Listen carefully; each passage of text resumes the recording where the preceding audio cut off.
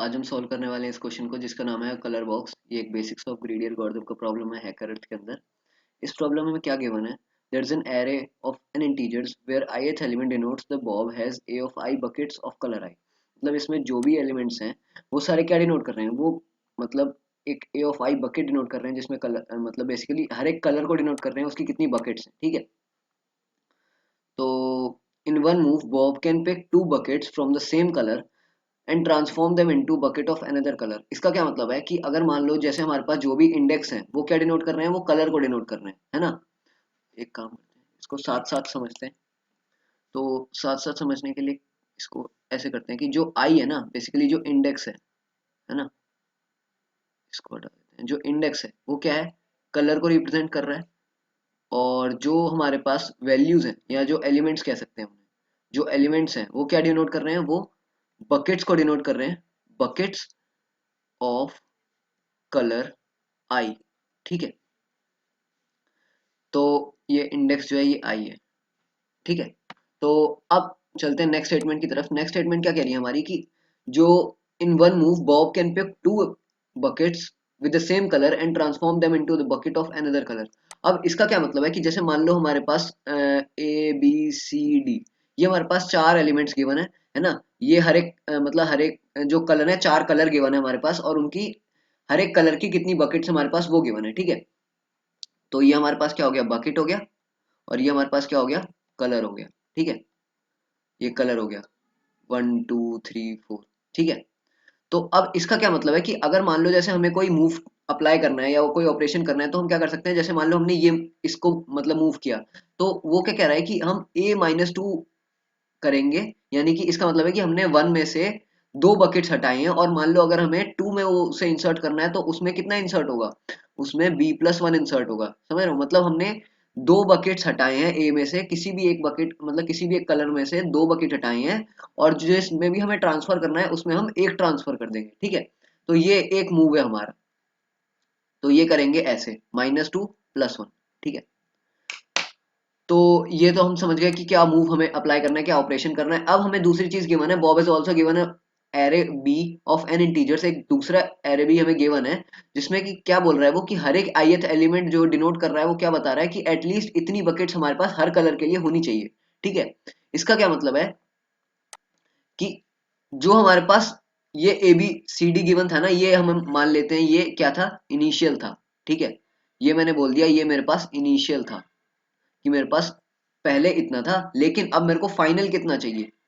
जो मेरे को फाइनली चाहिए वो यहाँ पे गिवन है, वो ये बी एरे है। ठीक है, ये वाला एरे क्या हो गया, ये ए एरे हो गया। ठीक है, ए ऑफ आई कह लेते हैं इसे, और ये बी ऑफ आई एरे हो गया। ठीक है, इसमें भी वही सेम नोटेशन है, बकेट ऊपर और कलर इंडेक्स हो गए। ठीक है, तो ये हमारे पास ये A1 हो गया, A1 ले लेते हैं, B1 ले लेते हैं, C1 ले लेते हैं, D1 ले लेते हैं। ये क्या है, बेसिकली ये फाइनल वैल्यूज हैं, ये फाइनल बकेट्स हैं हर एक कलर की। ठीक है, तो हमें इतनी बनानी है और हम बकेट्स को चेंज कैसे कर सकते हैं वो भी हमने समझा था कि मूव कैसे लगा सकते हैं। हम दो बकेट को हटा के किसी दूसरे कलर की एक बकेट में कन्वर्ट कर सकते हैं। ठीक है, if it is possible for Bob to get the required number of buckets for each color using the specified moves, if possible print yes or no। यानी कि अगर हमारे पास ये जो कन्वर्जन है, ये जो कन्वर्जन है अगर हमारे पास हर एक कलर के लिए ये कन्वर्जन पॉसिबल होती है ना, हर एक कलर के लिए ये कन्वर्जन पॉसिबल होती है, मतलब बेसिकली हमें इस ए बकेट को बी बकेट में कन्वर्ट करना है, ए एरे को बी एरे में कन्वर्ट करना है। और हम हर एक एरे को मतलब हर एक एलिमेंट को सेम कैसे बना सकते हैं, हम इस तरीके से सेम बना सकते हैं कि हमने किसी जो हमारे पास ज्यादा है उनमें से दो निकाल दिए और जिसमें कम है उसमें एक ऐड कर दिए। बेसिकली वो क्या कहना चाह रहे हैं कि मान लो कोई कलर वन है। ठीक है, जो कलर वन है और जो कलर टू है, ओ सॉरी जो दो बकेट है ना, मतलब B1 है और जो B2 है, उन दोनों को मिक्स करके मैंने क्या किया, एक दूसरा कलर बना लिया। ठीक है, ये दोनों जो है ये एक C1 के कलर है और मैंने एक C2 का बकेट वन बना लिया। ठीक है, एक एक बकेट बना ली, तो इसका यही मतलब है। तो अब चलते हैं अपने यहाँ पे एक नोट और गिवन है कि जो हमारे पास इंडेक्सिंग होगी वो कैसी होगी, वन बेस्ड इंडेक्सिंग होगी। ठीक है, तो यही हमने यहाँ नीचे समझा था कि 1 2 3 4 चार हमारे पास कलर है, चार फोर बेसिकली इंडेक्स हो गए हमारे। ठीक है, तो अब चलते हैं अपने टेस्ट केस की तरफ। 10 टेस्ट केस हैं और ये हमारे पास 10⁻³ हमारे पास टोटल नंबर ऑफ हमें कलर्स गिवन होंगे इतने मैक्सिमम। ठीक है, तो जैसे ये हमारे पास क्या है, n की वैल्यू है और हमें दो एरे गिवन है, पहला वाला कौन सा है, ए है, और दूसरा वाला क्या है, बेसिकली ये पहला वाला क्या है, इनिशियल है, दूसरा वाला क्या है, फाइनल है। तो अगर हमें इनिशियल से फाइनल बनाना है, ठीक है, तो इसको ऐसे समझते हैं कि अगर हमें मान लो, ये तो क्लियर कर देते हैं यहाँ से, और इसके बाद क्या करते हैं, ये जो हमारी इनपुट्स है ना, इसको यहाँ समझते हैं। तो इनपुट्स को हम यहाँ कैसे समझते हैं कि जो भी हमारे पास वैल्यू है, ठीक है ना, जो भी हमारे पास एलिमेंट है, बेसिकली जो भी हमारे पास एलिमेंट है ये वाला, ये क्या डिनोट कर रहा है, ये हमारे पास इनिशियल डिनोट कर रहा है, ठीक है ना, ये इनिशियल हो गया, और ये क्या हो गया, फाइनल हो गया। तो इनिशियल और फाइनल में क्या मतलब, अगर हमें फाइनल बनाना है तो इस केस में हमारे पास क्या है, इस केस में हमारे पास ज्यादा एलिमेंट्स हैं, तो ज्यादा एलिमेंट्स तो हमारे पास कितने ज्यादा हैं, दो ज्यादा हैं। तो अगर हमें किसी को ट्रांसफर करना है तो हम उसमें से दो को हटा सकते हैं, है ना, हम यही तो देख रहे थे अभी कि हमें जो भी ट्रांसफर करना है उनमें से हमने क्या किया, दो को हटा दिया, और दो को हटाने के बाद जो भी मतलब जैसे दो को हमने इसमें से हटा दिया, और जो भी हमारे पास कम था उसमें कर दिया, जैसे इनिशियल यहाँ पे 4 है, यहाँ पे फाइनल में 1 है, यानी कि इसमें भी एक्सेस है। तो यहाँ कम किस में है, कम इस वाले में, थर्ड वाले में, तो मैंने क्या किया, इसमें से हटा के इसमें डाल दिया, ठीक है। तो अगर मैं इसमें से हटा के इसमें डाल दूंगा तो 4 - 2 जो है वो कितना बना, 2 बना, है ना। तो यानी कि 2 तो मेरे पास ये फाइनल बन जाएगा, और अब इसमें मेरे पास 1 ऐड करना है तो मेरे को ये 1 बन जाएगा, यानी कि जो फाइनल मेरे पास बनेगा वो कितना बनेगा, वो यहाँ पे 2, यहाँ पे 4, और यहाँ पे 1, ठीक है। और ये हमें बनाना था, यानी कि एटलीस्ट हमें ये वैल्यूज तो बनानी थी, ये सारी क्या है, एटलीस्ट है, यानी कि हर एक कलर के लिए हमारे पास इतनी बकेट्स तो होनी चाहिए। तो हम देख लेते हैं, चेक कर लेते हैं, पहले बकेट के लिए हमारे, पहले कलर के लिए हमारे पास 2 बकेट हैं, हाँ है। दूसरे कलर के लिए हमारे पास 1 बकेट होनी चाहिए, हमारे पास 4 है, ये भी एक्सेस में, ये भी चल जाएगा। ऐसे हमारे पास इसमें 1 चाहिए, इसमें 1 है। तो ये हमारे पास क्या हो गया, ये कन्वर्जन पॉसिबल है, तो इस केस में हमारे पास आंसर क्या आ जाएगा, यस आ जाएगा। लेकिन अगर हम नेक्स्ट टेस्ट केस देखें, तो नेक्स्ट टेस्ट केस क्या है, 561 और 272। तो अगर मैं दूसरा देखूं, दूसरा क्या कहता है, 561 और 272, ठीक है। एक बार रिव्यू चेक कर लेते हैं, 561 और 272, हाँ। तो ये हमारे पास क्या है, बेसिकली ये हमारे पास इनिशियल वैल्यू है, ठीक है, ये इनिशियल हमारे पास सारी बकेट्स हैं, ये हमारे पास फाइनल बकेट्स हैं। तो अगर हमें कन्वर्ट करना है तो मैं सबसे पहले क्या चेक करूंगा कि मेरे पास एक्सेस कितना है हर एक कलर का। तो इस केस में मेरे पास एक्सेस कितना है, इस केस में मेरे पास जो एक्सेस आ रहा है या जो डिफरेंस आ रहा है वो कितने का आ रहा है, 3 का आ रहा है ना। अब इस केस में मैं डिफरेंस चेक कर लेता हूँ, इस केस में डिफरेंस कितना आ रहा है, मेरे को फाइनल ज्यादा चाहिए, इसमें कम है, तो इस केस में डिफरेंस -1 का आ रहा है। इस केस में डिफरेंस कितना आ रहा है, मेरे को इसमें ज्यादा चाहिए, इसमें कम है, तो इस केस में भी -1 का आ रहा है। तो मैं क्या कर सकता हूँ कि जो मेरे पास डिफरेंस है इसमें पॉजिटिव है, तो पॉजिटिव डिफरेंस का क्या मतलब होता है कि मेरे पास एक्सेस है ना। एक्सेस का मतलब क्या होता है, excess is difference is greater than 0, है ना। और जो हमारे पास अगर रिक्वायर्ड है, यानी कि जो हमारे पास डेफिशिएंसी है, उसका क्या मतलब होगा, वो हम कैसे समझेंगे, वो हम समझेंगे डिफरेंस नेगेटिव से, ठीक है। क्योंकि अगर डिफरेंस 0 हो गया फिर तो हम उसमें ना कुछ भी नहीं छेड़ सकते, क्योंकि वो तो जितना रिक्वायर्ड है उतना पहले से ही, अगर हमने उसमें कम ज्यादा कर दिया तो फिर किसी दूसरे में कम ज्यादा हो जाएगा, तो हमें उसमें ऑपरेशन बढ़ाने की कोई रिक्वायरमेंट नहीं है।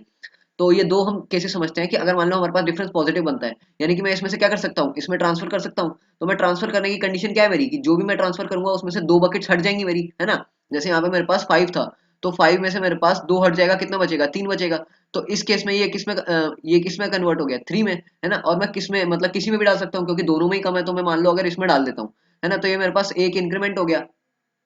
तो अब मेरे पास जो फाइनल है वो क्या बन गया, वो मेरे पास 311 बन गया, है ना। तो अब मैं अगर दोबारा चेक करूं तो अब मेरे पास डिफरेंस कितना बन गया, अब मेरे पास डिफरेंस 1 का बन गया, और इसमें डिफरेंस 0 का, सॉरी, ये यहाँ पे 7 था, ये इंक्रीमेंट होगा, ठीक है। यहाँ डिफरेंस 0 का बन गया, और यहाँ डिफरेंस कितना, वही -1, क्योंकि इसमें तो हमने कोई ऐड करी ही नहीं अभी बकेट, ठीक है। अब यहाँ चेक करते हैं कि डिफरेंस अगर 1 का है, तो मेरे को जो डिफरेंस है वो तो मिनिमम 2 का तो चाहिए ही, है ना, क्योंकि अगर डिफरेंस जो है वो मिनिमम 2 होगा, एक मिनट, मेरे को जो डिफरेंस है वो तो ग्रेटर देन 2 ही चाहिए, या फिर 2 के बराबर भी चाहिए, है ना। अगर डिफरेंस मेरे पास ये कंडीशन होगी तभी तो मैं उसे ट्रांसफर कर सकता हूँ, क्योंकि अगर मेरे पास इससे कम होगा, मान लो मैंने बोल दिया कि मेरे पास डिफरेंस 1 का है, तो अगर मैं इसमें से निकालना चाहूँ तो मेरे पास 2 निकल जाएंगे इसमें से, है ना। यानी कि अगर मैं 3 में से निकालना चाहूँ तो इसमें से 2 निकल जाएंगे, तो कितना बचेगा, 2 निकल जाएंगे, तो एक ही बचेगा इस केस में, है ना। तो अगर एक बचेगा तो मेरे पास ये जो डिफरेंस है तो इस केस में नेगेटिव आ गया, यानी कि जो पहले एक्सेस में था वो तो अब मेरे पास डेफिशिएंट हो गया। तो मैं ये चीज नहीं कर सकता, मैं ये ऑपरेशन नहीं कर सकता इस केस में, ठीक है। तो मेरे को ये ध्यान रखना पड़ेगा कि जो भी डिफरेंस है वो ये कंडीशन तो फॉलो करे ही, ठीक है। तभी मैं क्या कर सकता हूँ, उसको ट्रांसफर कर सकता हूँ, कि जो अगर मेरी ये कंडीशन फॉलो हो रही है तो मैं जो मेरे पास इनिशियल वैल्यू थी उसमें से हटा दूंगा 2 को, और अब जो मेरी वैल्यू बनेगी वो मेरी फाइनल वैल्यू होगी, ठीक है। और जो मेरे पास कम होगा उसमें मैं इंक्रीमेंट कर दूंगा। तो बस ये समझना है यहाँ पे कि जैसे इस केस में अब यहाँ पे 1 आ गया, है ना, लेकिन अभी मेरे पास ये वाला जो है अभी भी नेगेटिव पड़ा है, यानी कि अभी मेरे पास सारे के सारे जितने भी कलर्स थे वो सारे के सारे फाइनल कलर्स नहीं बने हैं, है ना। तो इस केस में मेरा आंसर क्या आ जाएगा, नो आ जाएगा। क्यों? क्योंकि मेरे पास अभी भी एक जो कलर है वो ऐसा बचा है जिसमें कि क्या है, डिफरेंस नेगेटिव है। डिफरेंस नेगेटिव मतलब वो डेफिशिएंट है, फाइनल जितनी चाहिए उतनी नहीं है मेरे पास अभी रिक्वायर्ड, ठीक है। और मैं इसमें से लेके भी नहीं दे सकता, बस ये ध्यान रखना है, क्योंकि यहाँ पे अगर मैं लूंगा तो -2 हो जाएगा, इसका डिफरेंस जो है -1 हो जाएगा, यानी कि डेफिशिएंट हो जाएगा, तो इसलिए मैं इसको नहीं ले सकता, ठीक है। तो जब ले नहीं सकता किसी से, तो यहाँ पे मैं ऐड नहीं कर सकता।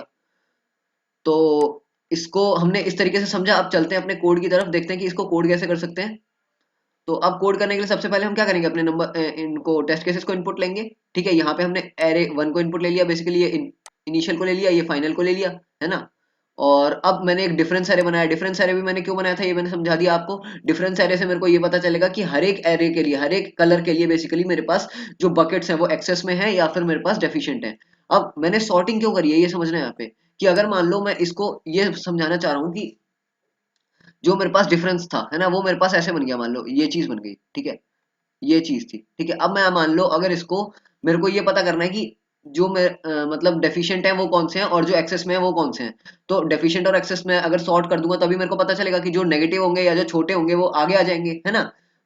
मान लो ये ऐसे आ गए, ठीक है, और जो एक्सेस में होंगे तो वो सारे डिफरेंस क्या होंगे, पॉजिटिव होंगे, वो पीछे आ जाएंगे, ठीक है, तो वो बड़े होंगे। तो इसलिए मैं क्या करूंगा, मैं पीछे वाले से स्टार्ट करूंगा, ये चेक करना कि क्या ये वाली जो वैल्यू है ये मेरी ग्रेटर देन जीरो है। अगर एक ग्रेटर देन जीरो हुई डिफरेंस, तभी तो मैं उसमें से मतलब निकाल के दे सकता हूँ, तभी तो मैं ये बोल सकता हूँ कि ये वाली जो वैल्यू है ये एक्सेस में है ना।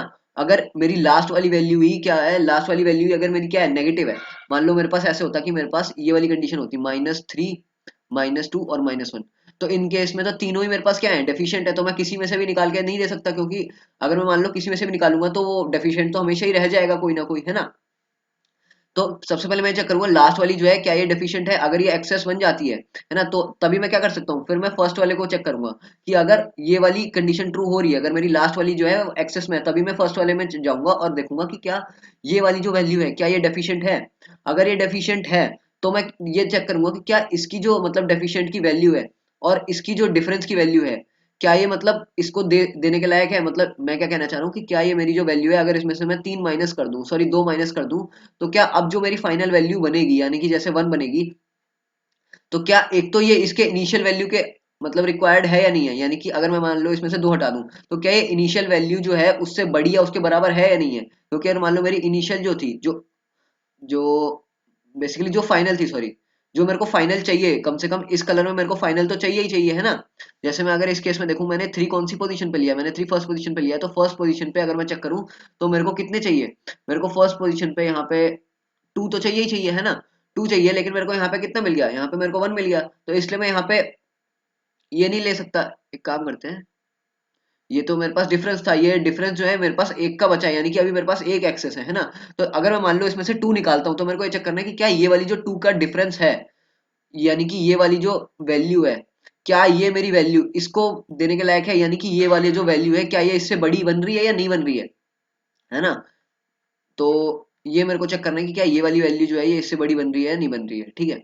तो ये समझना है कि ये कंडीशन मैंने क्या लिखी है, कि अगर मैं बोल रहा हूँ कि 3 - 2 जो है, ये वाली जो वैल्यू है, या मैं कह लेता हूँ 3 को ही ले लेते हैं, कि अगर ये वाली जो 3 की वैल्यू है ना, अगर ये वैल्यू मेरी इसके इससे बड़ी बन रही है ना।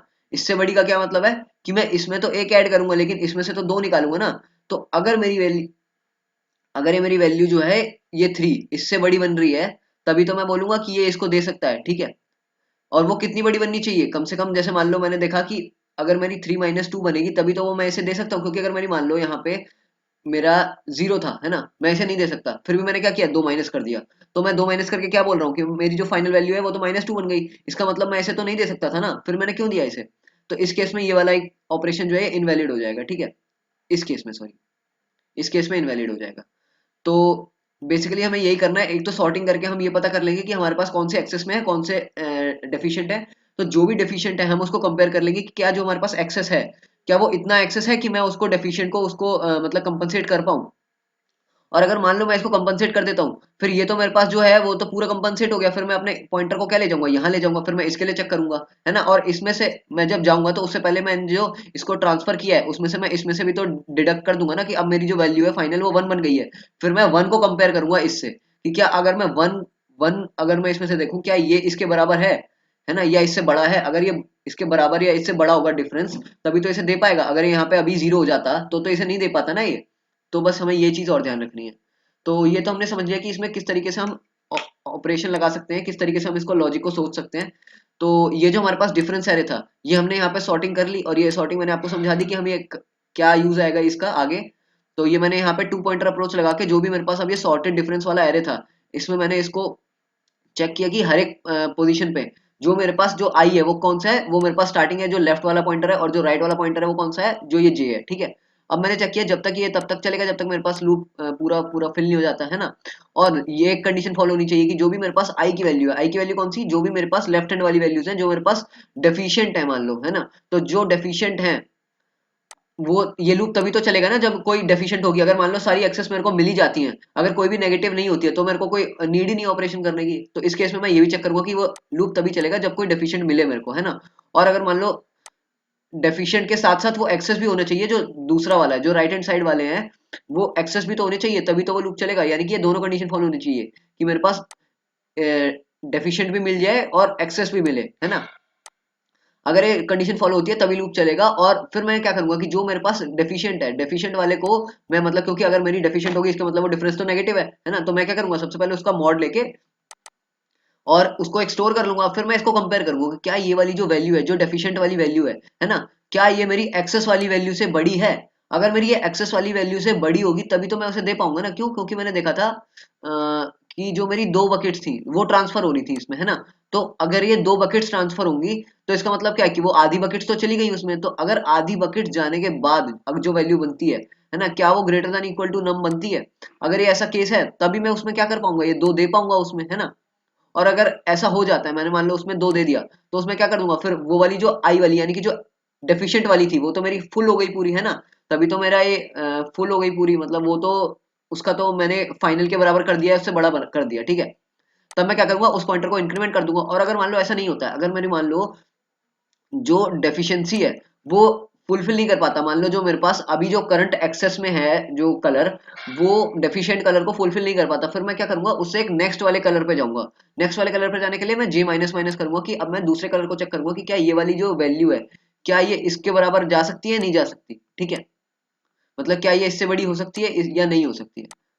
तो बस हमें यही 2 पॉइंटर अप्रोच लगा के चेक करना था। और एक यहाँ पे हमें ये देखना था कि अगर मान लो जैसे बीच में कोई भी एक कंडीशन पे टर्मिनेट हो जाता, टर्मिनेट कंडीशन मतलब या तो ये चीज हो जाती कि यानी कि जो डिफरेंस है वो ही हमारे पास सारे पॉजिटिव आ जाते, सारे एक्सेस में हो जाते, है ना। या फिर कोई ऐसा हो जाता कि हमारे पास जो ये वाली कंडीशन है यही फॉलो नहीं होती कि अब हमारे पास कोई एक्सेस वाले बचे ही नहीं, सारे के सारे क्या है डेफिशिएंट है।